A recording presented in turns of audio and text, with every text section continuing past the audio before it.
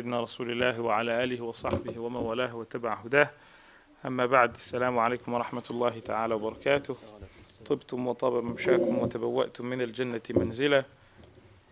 Alors, très rapidement, d'abord je vous remercie pour cette initiative de vous occuper de l'éducation des enfants. Vous savez que c'est la chose la plus difficile qui soit que de chercher à éduquer, à pénétrer le cerveau de quelqu'un. C'est pas, il n'y a pas de recette miracle en réalité. Et ce qui a été bon hier n'est pas forcément ce qu'il est aujourd'hui. En termes d'éducation, c'est incontestablement la chose la plus difficile qui soit au monde. Et celui qui prétendra disposer d'une recette miracle, eh bien, c'est quelqu'un qui ne sait pas qui il est, ni surtout c'est quoi l'être humain. Et c'est surtout quelqu'un qui se prendrait pour Dieu, car nous qui sommes croyants, disons que quand on a demandé au prophète sallallahu alayhi wa sallam de dire c'est quoi l'âme, yas'alunaka 'anir ruhi, Dieu lui a dit qul ar-ruhu min amri rabbi, dis-leur que l'âme c'est l'affaire de mon Seigneur et personne ne peut y pénétrer. Donc l'éducation c'est quelque chose qui vise l'âme, qui a pour mission de chercher à s'intéresser à l'esprit de l'autre, à proposer quelque chose. Donc la première des choses dans l'éducation, c'est d'abord de savoir que, eh bien, on essaye.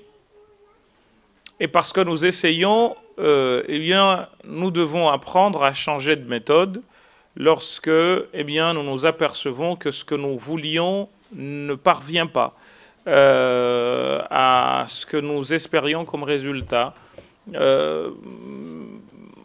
Éduquer, c'est aussi, après ce constat de difficulté, c'est aussi, tout en plantant, s'en remettre à notre Créateur en lui disant que j'ai pris la cause et maintenant il reste à attendre que celle-ci donne ses fruits. C'est pour cette raison également que, eh bien, il nous est demandé de parler de l'éducation comme une plante que nous plantons.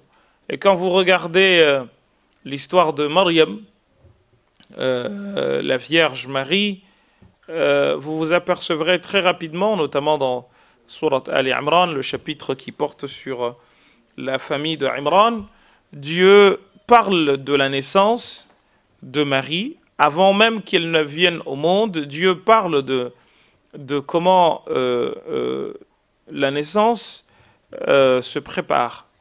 Et c'est parti d'une invocation. إذ قالت امرأة عمران رب إني نظرت لك ما في بطني محررة فتقبل مني. Dieu dit, rappelle-leur lorsque la femme de Imran a fait la promesse d'envoyer ce que Dieu lui mettrait dans son ventre au service du temple, qui était à l'époque celui des enfants d'Israël. Dieu nous dit aussitôt que quand elle a accouché, فلما وضعتها قالت رب إني وضعتها أنثى. Tout de suite, elle se pose des questions en se disant, mais finalement, Dieu, j'ai eu une fille. Ibn Kassir et d'autres rappellent que cette femme, elle avait beaucoup de difficultés à avoir un enfant. Et quand elle a réussi à en avoir, ou plutôt pour qu'elle en ait, elle a fait la promesse que, eh bien, cet enfant serait envoyé au temple pour y travailler. Et quand elle met au monde l'enfant, elle s'étonne parce qu'elle pensait que ce serait un garçon dont eh bien, on pourrait tirer un intérêt particulier au temple parce qu'il serait en mesure de faire des tâches que la fille d'habitude n'est pas en mesure de faire. Et c'est pour cette raison qu'elle dit قالت رب إني وضعتها أنثى Wallahu a'lamu bima wada'at wa laysa adh-dhakaru kal-untha. Et Dieu dit, ben, je sais plus qu'elle ce que j'ai mis dans son ventre. Et en termes de travail et de tâches, ce que peut faire un garçon n'est pas ce que peut faire une fille, et vice-versa. C'est ce que sous-entend ce verset. وَإِنِّي سَمَّيْتُهَا مَرْيَمَ. Et là, on a vu que ça a commencé par une invocation.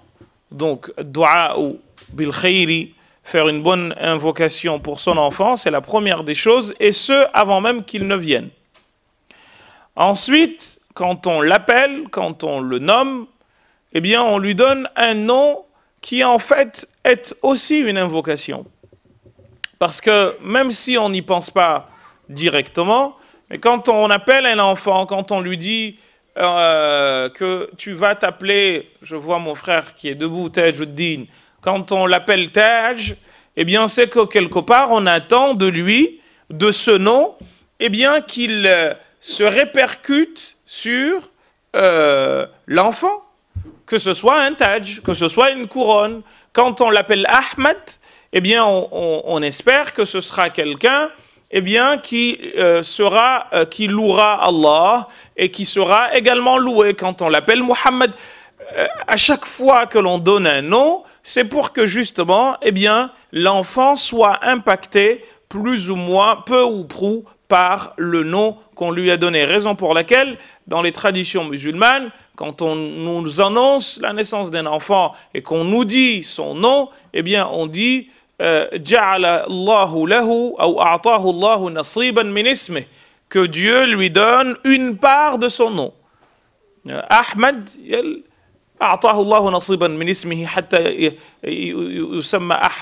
bien que Dieu lui donne une part du sens de ce nom pour que, eh bien, il soit quelqu'un de Ahmed, c'est-à-dire quelqu'un qui fait beaucoup de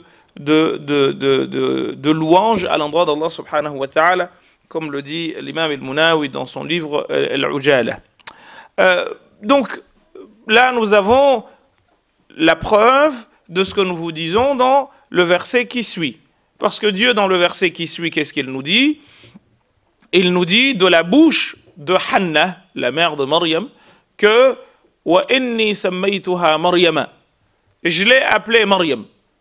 Alors, si je m'amusais à vous demander, autant à vous les adultes qu'aux enfants, ce que cela veut dire, et je suis quasiment sûr qu'il y a une des filles là qui s'appelle Maryam. Je suis sûr à 90%. Mais qu'est-ce que ça veut dire, Maryam? Parce que je suis sûr que soit il y a une Maryam parmi vous, soit tout le monde connaît une Maryam. Ben voilà, il y a une Maryam. Ben voilà, il y a une Maryam. Mouini Maryam. Que veut dire Maryam? Alors je pense que Maryam est avec sa maman, mais sa maman l'a appelée Maryam. Alors je sais, Tayammunan, c'est pour avoir la chance, n'est-ce pas? Mais vous voyez que c'est toujours cet esprit d'invocation qui est derrière. C'est pour avoir la chance que son enfant, eh bien, ressemble un peu à Maryam. C'est pour ça qu'on l'a appelé ainsi. Donc il y a toujours cette idée d'invocation derrière. Hein? Donc retenez cela dans l'onomastique. Mais Maryam, ça veut dire quoi? Maryam, ça veut dire Al-Abida. C'est l'adoratrice. Celle qui adore Allah. Donc, wa inni sammaytuha Maryama. Même le nom, c'est une invocation. Elle a commencé par faire une invocation avant qu'elle ne vienne. Une fois qu'elle est là, elle continue son invocation. Wa inni sammaytuha Maryama. Elle ne s'arrête pas là, mais elle continue. Wa inni u'idhuha bika wa dhurriyyataha min ash-shaytani ar-rajim. Et je la mets sous ta protection, ô toi Dieu, ainsi que sa progéniture, min ash-shaytani ar-rajim, contre Satan, le lapidé. Il y a un hadith qui a beaucoup de versions, que vous trouvez chez l'imam Muslim, Ahmad et d'autres, qui nous dit que, an Abi Hurayrata, que ma min mawloudin yuladu, il n'y a pas un enfant qui naît, إلا ويمسه الشيطان فيستهل صارخا من لمسه إلا ما كان من مريم وابنها. Qu'il n'y a pas un enfant qui naît sans que eh bien, celui-ci soit piqué par Shaitan, sauf ce qui est de Maryam et de son enfant.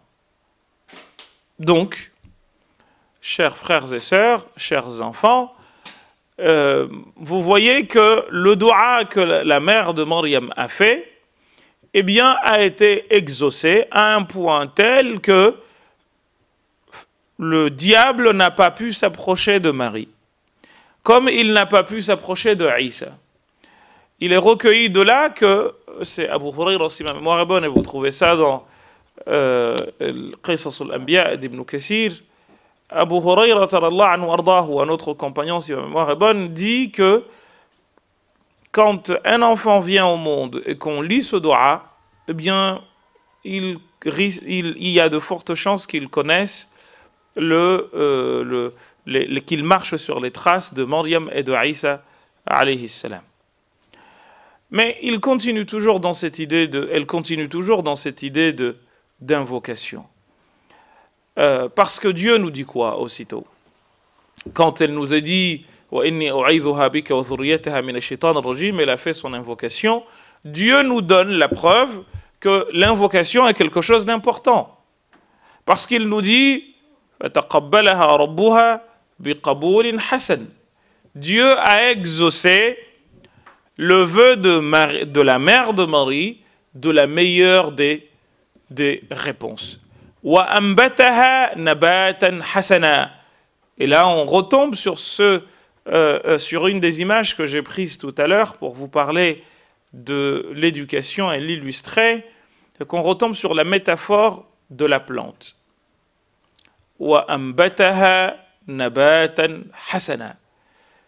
Pour nous dire que, eh bien, éduquer, c'est planter. Je plante une plante, je cache quelque chose, j'essaye de commencer une chose dont je ne maîtrise pas forcément les tenants et les aboutissants. J'essaye. Ô toi, Dieu, je te prends à témoin que j'ai mis cette chose-là, j'ai placé cette chose sous terre, de la même manière que l'éducation de mon enfant, j'essaye de la faire, mais tu es le meilleur des éducateurs.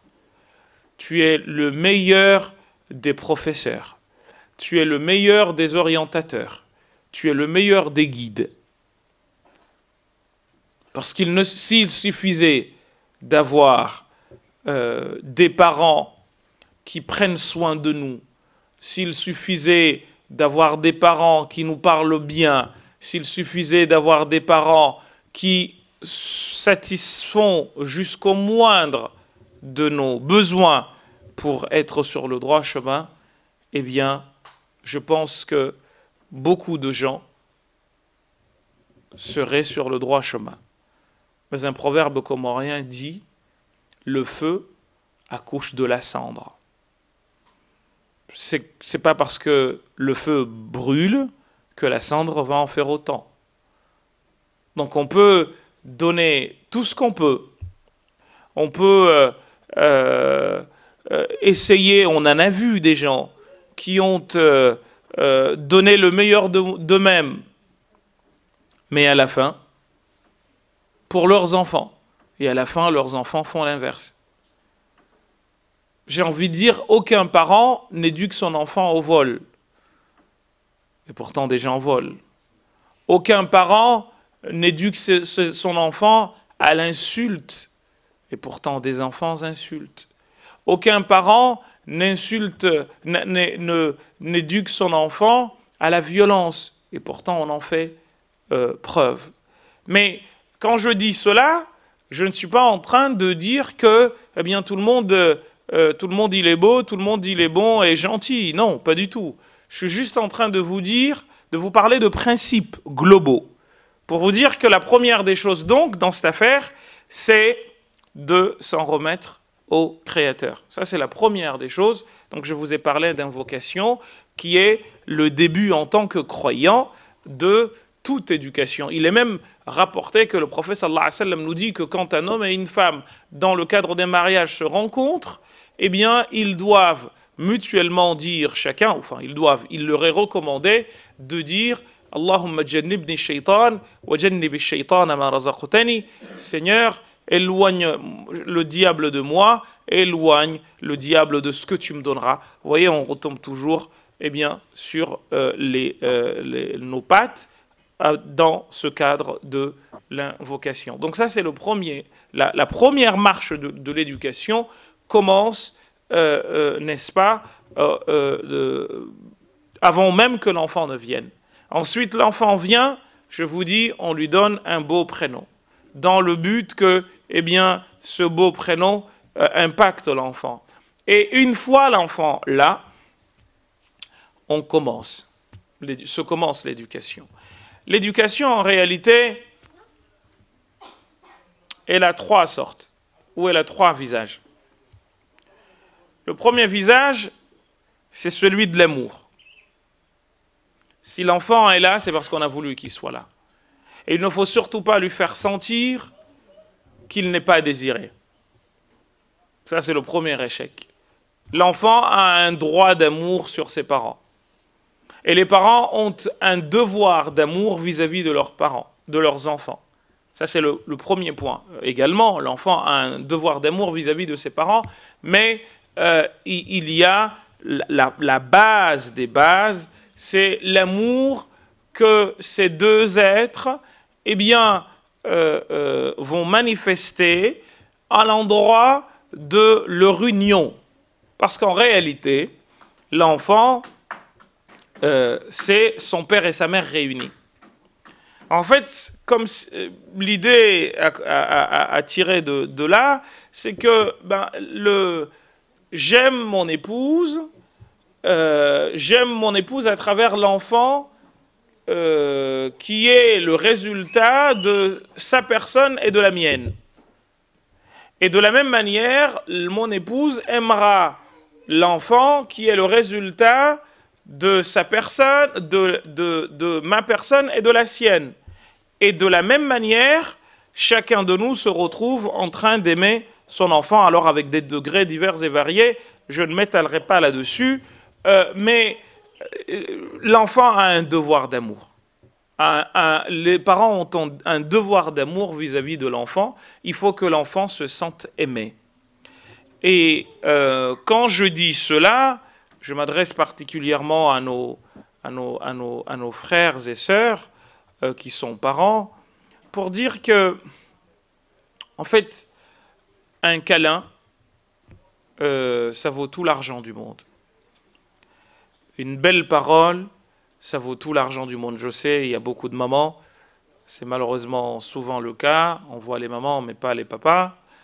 Les papas sont peut-être occupés dans des mashoulis à la comorienne, mais c'est quelque chose qui doit vraiment être revu pour être corrigé. Quand un enfant entend des mots qui sont bons, qui sont audibles, qui font plaisir, mais pas décrits à longueur de journée, eh bien ça agit sur sa manière d'être. Ça agit sur sa psychologie. Et ça va tellement loin que ça dépasse même le cadre de l'enfant. L'homme, par définition, est comme une fleur. Je vous ai parlé tout à l'heure de cette métaphore de la plante. Vous vous rendez pas compte, mais vous vous en rendez compte. Le matin, quand quelqu'un vous insulte, comment vous êtes dans le restant de la journée? Quelqu'un peut vous bousiller votre journée juste pour vous avoir dit ou pour vous avoir fait une réflexion qui ne vous a pas plu et vous partez au travail fâché parce que il y a une expression comorienne qui dit que quand quelqu'un il lui arrive malheur dans la journée, eh bien il lui est demandé de chercher la première personne à qui il a dit bonjour ou la personne qui lui a dit bonjour le matin. Va chercher, comme on dit en comorien, la tsaheya ou shubushiya. Ce qui te dit bonjour le matin. parce que, quoi que nous fassions, nous restons des êtres très sensibles. Nous ne sommes pas faits que de chair, nous sommes également faits d'âme. Donc, nous devons veiller à ce que les enfants entendent de nous, eh bien, ce soit dès le matin des mots de douceur, pas des cris. Ça, nos sœurs, c'est un peu compliqué le matin.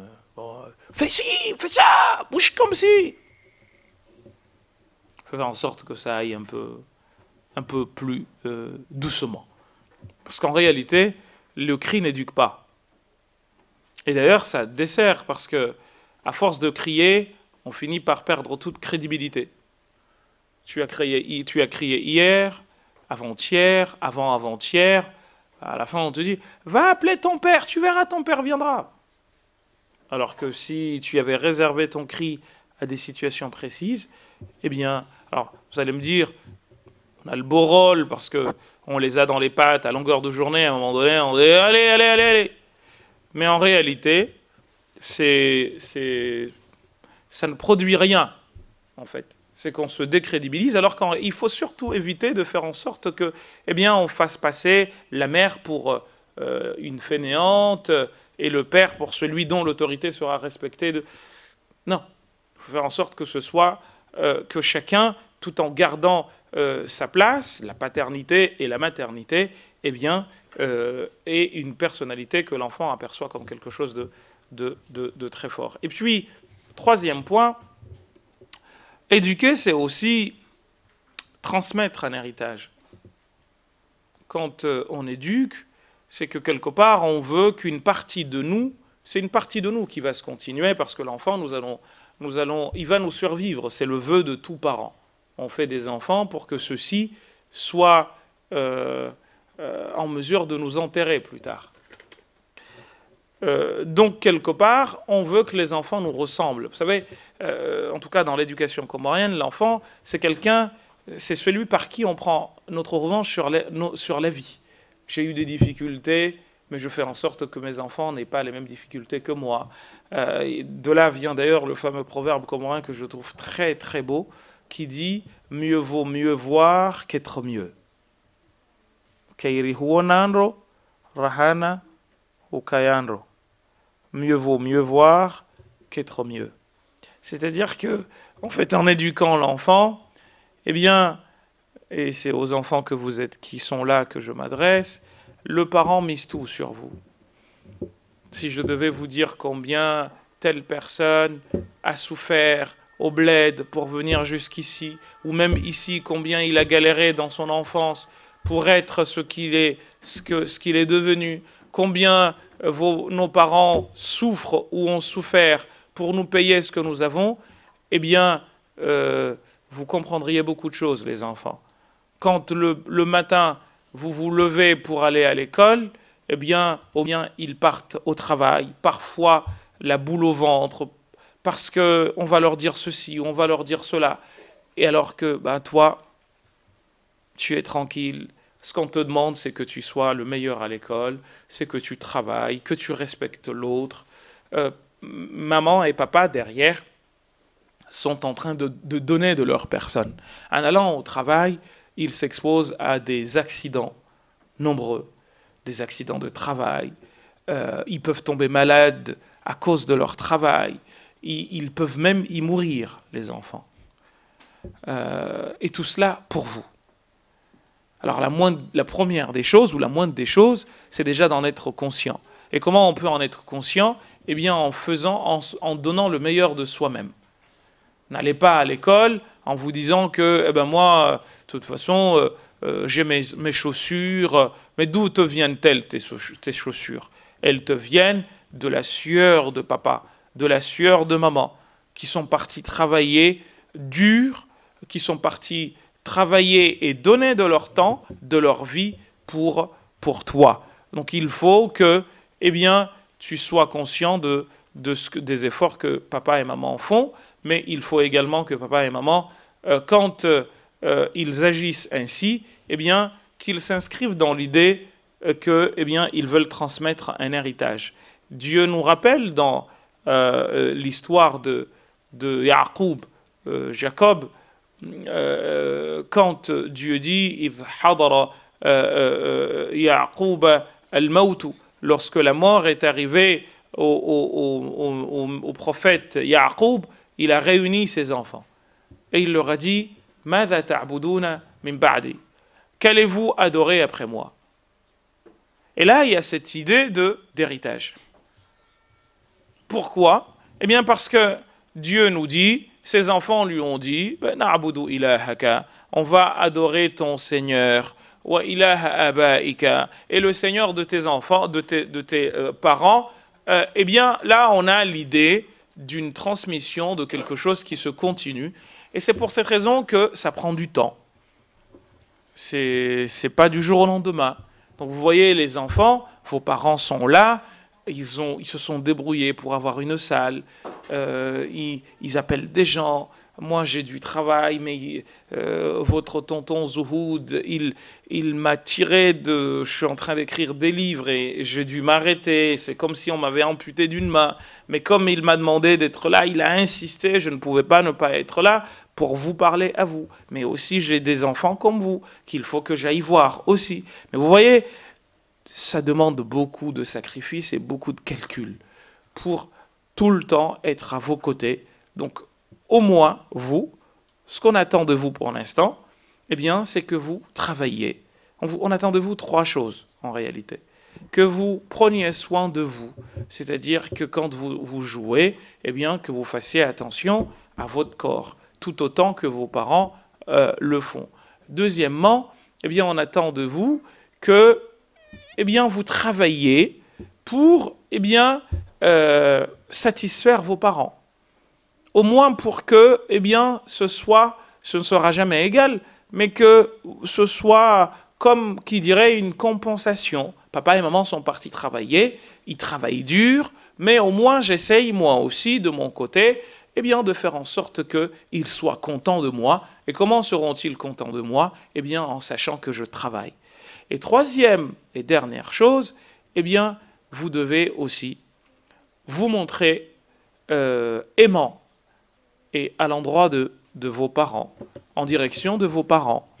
Ne pas hésiter à leur dire que vous les aimez, parce que ça fait vraiment plaisir d'entendre son enfant lui dire que, eh bien, il nous aime. Si vous faites ces 3 choses-là, eh bien, vous serez dans ce qu'on appelle l'adoration de Dieu. Parce que Dieu, il a mis son adoration juste devant le respect aux parents, ou le respect des parents. وَقَضَى رَبُّكَ أَلَّا تَعْبُدُوا إِلَّا إِيَّاهُ وَبِالْوَالِدَيْنِ إِحْسَانًا. Nous devons sérieusement penser à l'adoration de Dieu à travers le respect des parents. Si vous faites ces 3 choses-là, vous savez, c'est une notion de philosophie et vous êtes trop jeune pour que je vous fasse un développement trop long là-dessus, mais c'est plus aux parents que j'ai voulu m'adresser. Je pense que le temps qui m'a été imparti est fini. Je vais m'arrêter là en vous souhaitant une bonne fête de l'Aïd. Je pense que tout le monde a eu de très bons cadeaux hier et avant-hier. Vous avez bien mangé. D'ailleurs, je trouve qu'il y a encore de très bons mets qui vous sont servis. Vous êtes en train de vous régaler. L'Aïd, c'était aussi l'occasion pour nous d'avoir de beaux habits. Moi, je me rappelle des fois, une fois ou deux, où j'ai pas été à l'Aïd parce qu'on m'avait pas acheté des habits neufs. Mais en même temps, c'est parce qu'il n'y avait pas les moyens de le faire et on avait honte, on se cachait. À l'époque, on mettait des tongs. C'était quand tu avais une paire de tongs, tu étais content. Mais bon, vous avez beaucoup de choses. Je vous vois en djellaba, etc. Mais nous, quand on n'avait pas de djellaba, on n'allait pas à la mosquée parce qu'on avait honte. Enfin bref, ce serait aussi, c'est des réalités que vos parents ont vécues. Vous avez cette chance, vous demandez, ah ben moi je voudrais tel cadeau, tel autre cadeau. Ben nous, les cadeaux qu'on voulait, c'est d'avoir des habits neufs. Alors je ne sais pas, j'espère que ça se continue pour vous. Moi j'essaye en tout cas de le faire avec mes enfants et j'espère que tout le monde ici le fait. C'est qu'à l'Aïd, la veille de l'Aïd, parce que vous êtes toujours en train de dire oui, mais Noël, machin, bidule. Mais il y a des gens qui n'achètent rien à leurs enfants à l'Aïd et quand Noël vient, ils achètent. euh, je ne sais pas quelle logique gouverne les gens, mais ça n'a pas de sens.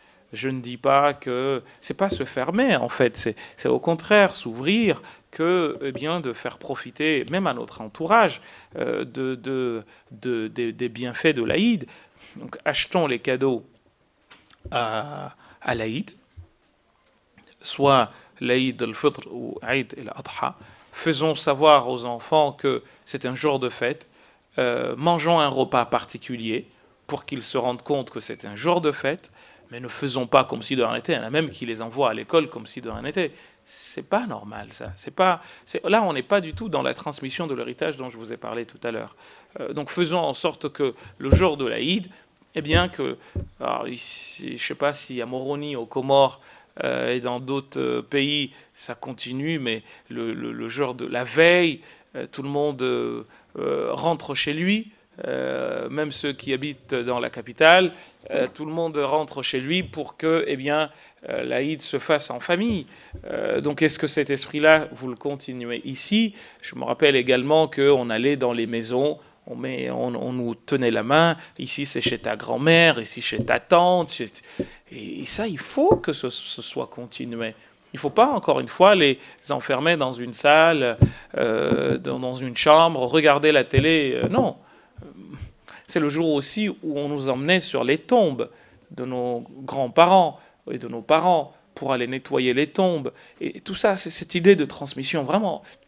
Je ne sais pas si les gens en sont conscients, mais c'est ça l'éducation. Je vous le dis avec amertume parce que je constate que c'est mis de côté, malheureusement. Moi, je vous parlerai de la culture comorienne que je connais. Tout ça, c'était pas par hasard. Hein. Si aujourd'hui, si nous faisons ce que nous faisons, c'est parce qu'on nous a fait cela. J'ai dit toujours, je vois que maintenant c'est devenu à la mode, quand tu vois un enfant, même des gens qui sont âgés 20 ans, 30 ans, qui commencent ils savent lire les règles de Tajwid, ils pavanent. Ah oui, mais ça, on apprenait à 6 ans. Idhar, moi j'ai dû apprendre Idhar, je vais avoir 3 ou 4 ans. Et aujourd'hui, c'est un miracle. Oh là là, l'enfant, il sait lire à l'enfant de 10 ans. Oh, c'est de la camelote, cette histoire-là. Donc des fois, tu vois, les gens, maintenant, ils pavonnent sur Internet, ils sont devenus de très grands imams parce qu'ils savent Ahkam nous sakin wa tajwid. Ahkam nous sakin wa tajwid, c'était rien du tout. Je pourrais même pas vous dire quand je les connais, nous, on les a appris. Je vous dis, à l'âge de 2-3 ans, on commençait. C'était pas... Lui, votre prof, il était un peu plus jeune, mais il se rappelle ce que nous avons vécu. C'était... Et aujourd'hui, je sais pas ce qui se passe, en fait. C'est devenu extraordinaire. Ah, vous l'avez lu. Bon, je vois des photos, des gens qui m'envoient des vidéos.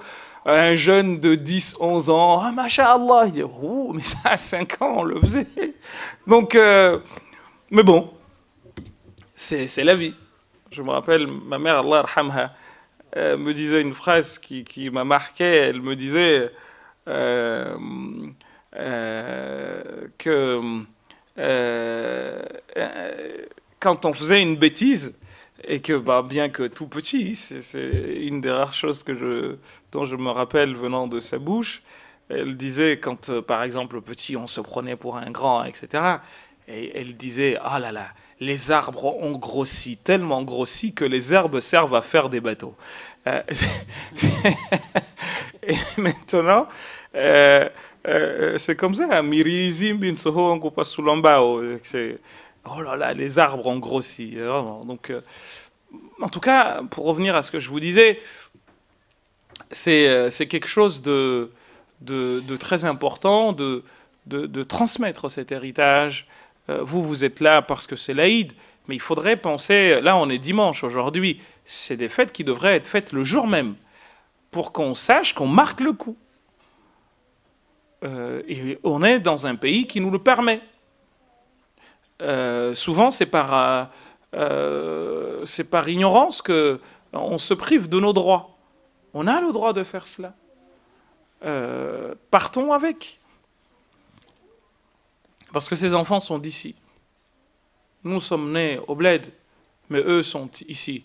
Et aux Comores, je sais que l'endroit dans lequel, dans la culture comorienne, je vous parle, l'endroit dans lequel le placenta a été enterré, c'est chez toi. C'est là où, comme vous dites, ça,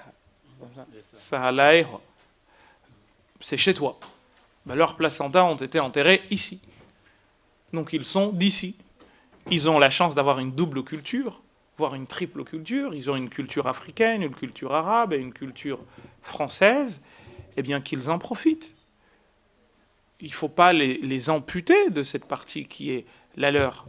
Et quand je parle comme ça, je parle autant de ceux parmi vous qui sont d'origine comorienne que ceux qui sont d'origine maghrébine, parce que le Maroc et l'Algérie et la Tunisie, etc., c'est en Afrique.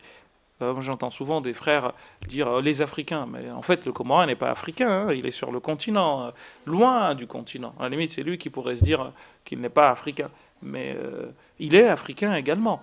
Le Marocain est africain, l'Algérien est africain, le Tunisien est africain, mais nous avons une chose en commun, au-delà de l'africanité, nous avons l'arabité, parce que, pour ceux parmi vous qui ne le savent pas, les Comores ont également des origines arabes, du Yémen et du sultanat d'Oman.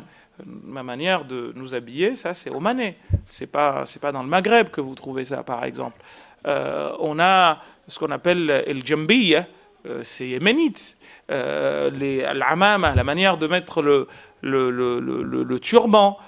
Donc il y a une partie, il y a même des études scientifiques qui ont été menées. Je pense aux études que mène un professeur à Marseille qui s'appelle Chiaroni, qui en 2003 a soutenu une thèse de doctorat sur le génome des habitants des Comoriens de Marseille. Plus de 30% des Comoriens de Marseille sont d'origine arabe.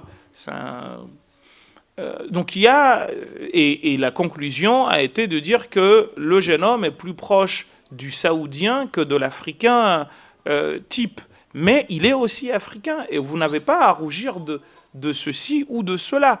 Vous êtes les deux, ou nous sommes les deux, nous sommes les trois. Alors je sais qu'il y a des amis, quand, par exemple, quelqu'un d'origine maghrébine fait une bêtise, ils disent, oh, bah, les Arabes. Mais tu es aussi arabe. Mais il en existe d'autres qui, quand un Africain fait une bêtise, ah bah les Africains, les gada-gada, comme ils les appellent, eh bien eux aussi, tu es aussi africain.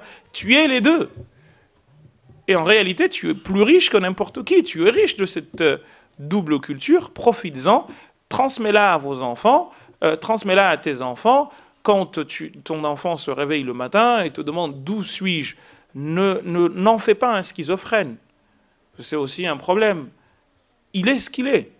Il est français, il est arabe et il est africain. Et par-dessus tout cela, il est musulman. Et sur cette base, il jouit d'une richesse que peut-être d'autres n'ont pas. Donc apprenons à nos enfants à se réconcilier avec leurs identités multiples.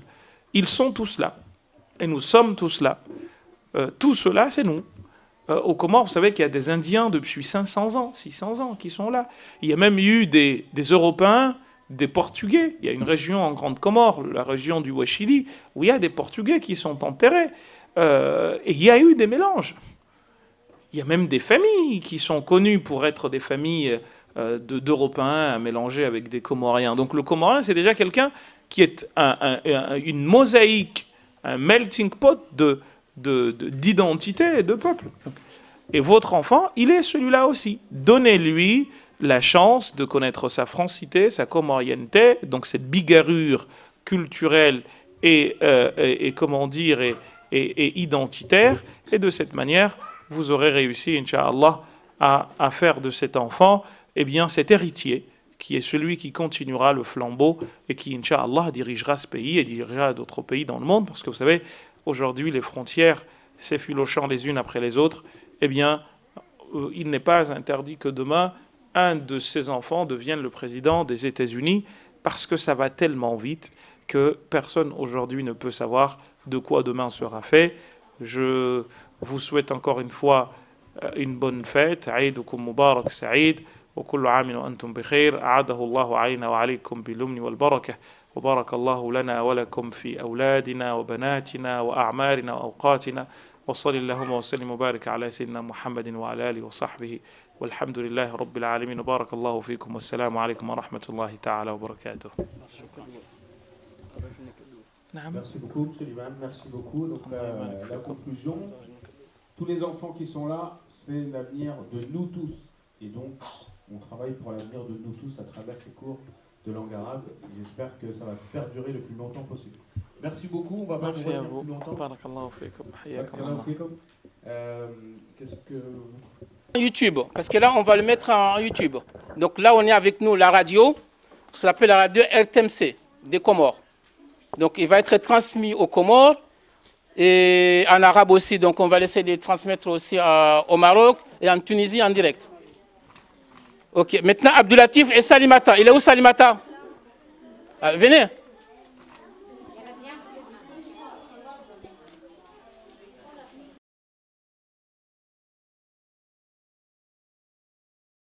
À côté de moi.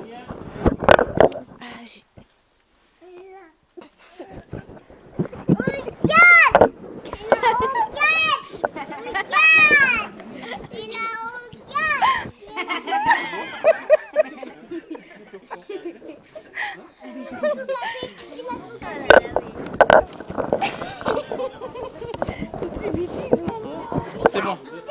Ça y est, doucement. Je sais pas, elle m'a dit une sourate, je sais pas quelle sourate. Il a crié, il a fait.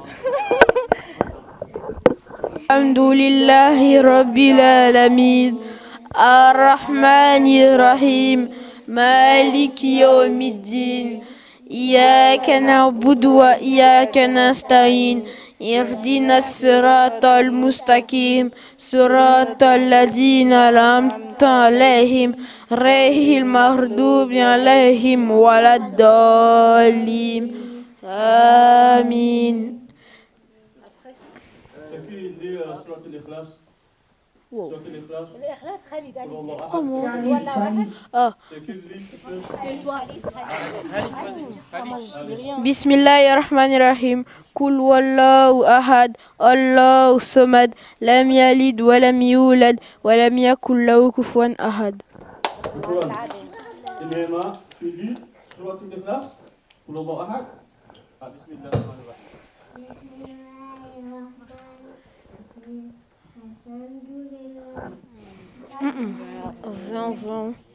Papa. Ça c'est les micros là, il n'arrache pas. C'est bon, ça marche.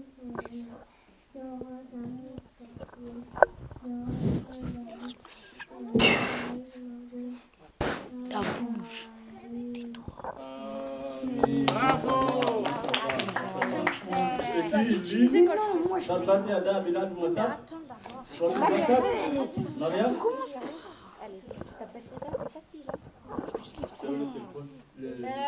Khalid, donne à Mariam. Il marche même pas. Après Zayem, tu peux lire. Bismillah. Bismillah. Bismillahirrahmanirrahim. تبت يدا أبي لهب وتب ما أغنى عنه ماله وما كسب سيصلى نارا ذات لهب وامرأته حمالة الحطب في جيدها حبل من مسد. ما شاء الله، برافو، ما شاء الله. Salimata. بسم الله الرحمن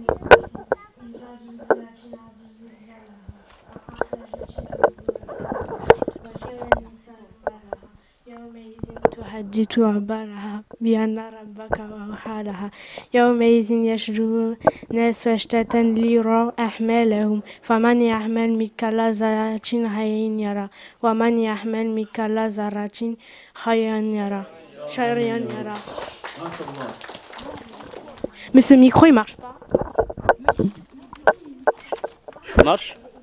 Ça marche? Attends, les enfants, ça c'est le micro pour la radio. Donc c'est là où on entend. Surat al-Nasr. إذا جاء. Après Alia, c'est quoi? إذا جاء بسم الله بسم الله الرحمن الرحيم إذا جاء النصر الله والفتح ورأيت الناس يدخلون في دين الله أفواجا فسبح ربك واستغفره إنه تواب. بسم الله الرحمن الرحيم قل هو الله أحد الله الصمد لم يلد ولم يولد ولم يكن له كفوا أحد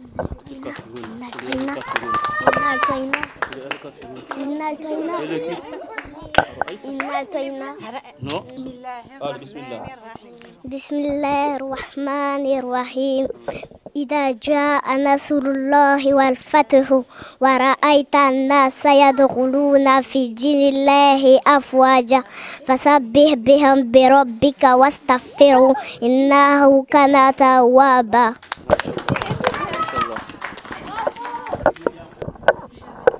Non, c'est bon. Bismillahirrahmanirrahim. قل الله أحد الله الصمد لم يلد ولم يولد ولم يكن له كفوا أحد. ما شاء الله. بسم الله ما شاء الله. بسم الله الرحمن الرحيم تبت يدا أبي لهب وتب ما أغنى عنه ماله وما كسب سيصلى نارا ذات لهب والمننت ومالة هتب في جيجها بالمسد. ما شاء الله. بارك الله فيك. كل أعوذ برب الناس ملك الناس إله الناس من شر الوسواس الخناس ومن شر الذي يوسوس في صدور الناس من الجنة والناس. Ok, bravo. Merci beaucoup les enfants. Maintenant, vous restez là. Consiste à déclarer avec conviction La ilaha illa Allah Muhammadu Rasulullahi. Cette déclaration signifie il n'y a pas d'autre Dieu qu'Allah et Mohammed et son prophète et son messager prophète. La première partie il n'y a pas d'autre Dieu qu'Allah signifie que nul n'a le droit d'être adoré à part Dieu et que Dieu n'a ni partenaire ni fils. Cette profession de foi est appelée la Shahada, une formule toute simple qui doit être prononcée avec conviction par celui ou celle qui veut se convertir à l'islam. La profession de foi est le pilier le plus important de l'islam. Bravo. Les musulmans font 5 prières par jour. Chacune d'elles ne demande pas plus de quelques minutes. La prière en islam crée un lien entre Dieu et la personne qui le prie. Car il n'y a pas d'intermédiaire entre Dieu et cette personne. Lorsqu'une personne prie, elle ressent au fond d'elle même du bonheur, de la paix et du bien-être, et elle sent que Dieu est satisfait d'elle. Le prophète Mohammed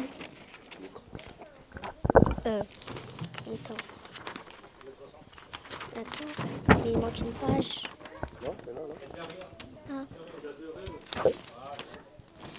Le prophète Mohammed, paix et salut soit sur lui, a dit « Bilal, appelle les gens à la prière, que nous soyons réconfortés par elle. » Bilal était un compagnon de Mohammed, paix et salut soit sur lui, à qui on avait confié la tâche d'appeler les gens à la prière.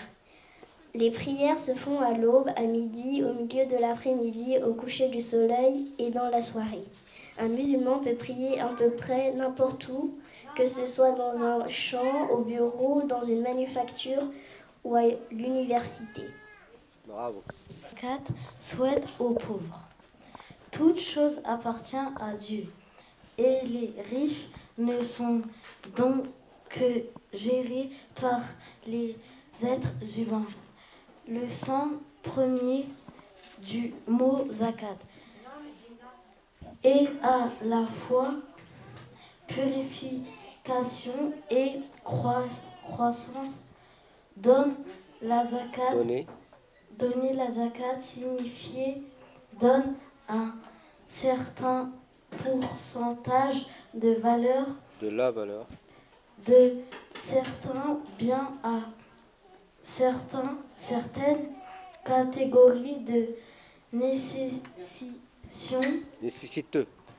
Le pourcentage qui est dû sur l'or, l'argent et les fonds en argent qui est équivalent à la valeur du poids de 85 grammes d'or et dont une personne a été en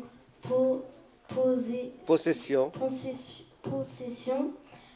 pendant toute une année. Une année lunaire et de 2,5%. Nos biens sont purifiés lorsque nous remettons de côté une petite partie pour ceux qui sont dans le besoin et comme lorsque nous taillons une plante, ce prélèvement a pour effet d'équilibrer et de favoriser une nouvelle croissance. Merci beaucoup. Chaque année, le mois du Ramadan, les musulmans jeûnent de l'aube jusqu'au coucher du soleil, s'abstenant de manger, de boire et d'avoir des rapports sexuels. Bien que le jeûne soit bon pour la santé, il est surtout considéré comme une façon de se purifier. Spirituellement, en rompant ses liens avec les commodités de la vie. Même pour une courte période de temps, la personne qui jeûne ne peut pas ressentir de la compassion envers ceux qui ont faim, en plus de grandir spirituellement. Bravo. Le pèlerinage annuel Hajj à la Mecque est une obligation une fois au cours de leur vie pour ceux qui sont physiquement et financièrement capables de le faire. Près de 2 millions de personnes provenant des 4 coins du monde se rendent chaque année à la Mecque. Bien qu'il y ait toujours de nombreux visiteurs à la Mecque, le Hajj annuel doit être fait au 12e mois du calendrier islamique. Les pèlerins de sexe masculin portent un vêtement spécial d'une grande simplicité qui élimine toute distinction de classe ou de culture afin que Dieu n'a ni partenaire ni fils pour être musulman. On doit aussi croire le Coran et la parole de Dieu révélée par lui, croire que le jour du jugement ou le jour de la résurrection est bien réel et qui viendra ainsi que Dieu l'a promis dans le Coran, accepter l'islam et en faire sa religion. Ne pas adorer quoi que ce soit, qui que ce soit à part Dieu. Le prophète Mohammed paya et le salut le soin de lui.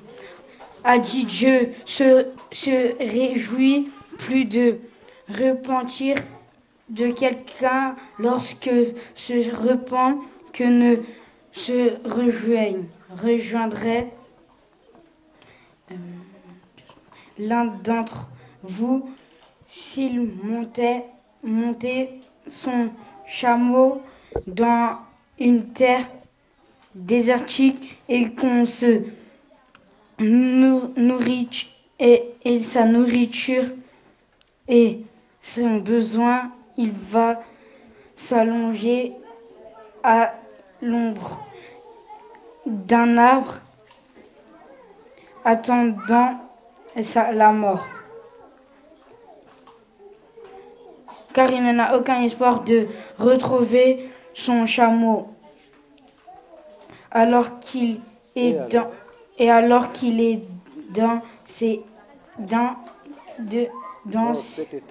cet état de désespoir. Voilà que son chameau est là devant lui. Il ne saisit pas la bride et il dit soulève l'effet de sa joie excessive. Soigneuse Dieu. Seigneur Dieu. Seigneur Dieu. Tu es mon serviteur. Tu es mon serviteur et je suis ton Seigneur. Sans brouillon tellement sa joie est intense. Voilà. Louange à Allah, que la paix et la bénédiction soient sur son prophète et messager Mohammed, ainsi que sa famille et compagnons. La différence entre la Hajj et la Umrah est la suivante. La Hajj est l'un des piliers de l'islam selon le Coran, la Sunna et consensus des oulémas. Il est une obligation immédiate pour tous les musulmans ayant la capacité physique et financière et qui est assuré de la sécurité durant son voyage et de son séjour au lieu saint. Allah dit, et c'est un devoir envers Allah pour les gens qui en ont les moyens d'aller faire le pèlerinage de la maison. Le prophète sallallahu alayhi wa sallam a dit, l'islam est fondé sur 5 piliers. Et il les cita, parmi eux la Hajj, Bukhari et Muslim.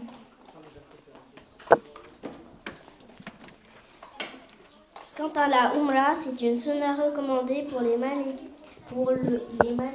et les Hanafites, une obligation pour les Hanbalites et la majorité des Shafites. Le Hajj comprend tous les actes de la Umrah et en plus il comporte des actes qui lui sont spécifiques. Ils ont en commun al-Ihram, déclaration de l'intention qui est l'un de leurs piliers. Le Tawaf, le Sa'i et le rasage ou la diminution des cheveux. Les actes spécifiques du Hajj sont l'arrêt sur le mont Arafat, le jet des cailloux contre les Jamarat et le fait de passer la nuit à Muzdalifa et à Mina. Tout ceci est bien détaillé dans le livre de Fiqh. Pour ce qui est de leur période, la Umrah se fait à n'importe quel moment de l'année. Le Hajj se fait durant des mois bien connus qui sont Shawwal, Dhul-Qida et Dhul-Hijjah, 10e, 11e et 12e mois de l'année lunaire. Et Allah, c'est mieux. Bravo.